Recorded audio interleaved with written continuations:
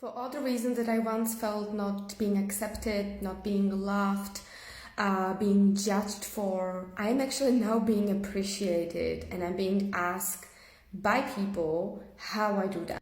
I actually just did a meditation where I suddenly saw myself when I was a small child, when I've been told, why are you like that? Why do you have to be like that?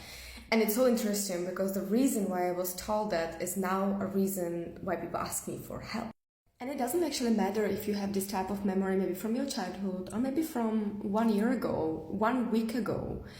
Unfortunately, the only person who can fully understand you, who can fully understand your intentions is you.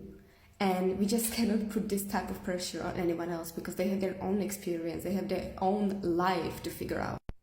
And getting to a place where we can fully appreciate ourselves, fully accept ourselves, that's a real journey, but it's the most satisfying journey that we can ever embark on. Most probably the place where you feel the most different from everyone around you is the place where your superpower lies.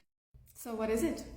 I think it's time for you to actually become the main character in your own movie and become your own icon. Let's do it.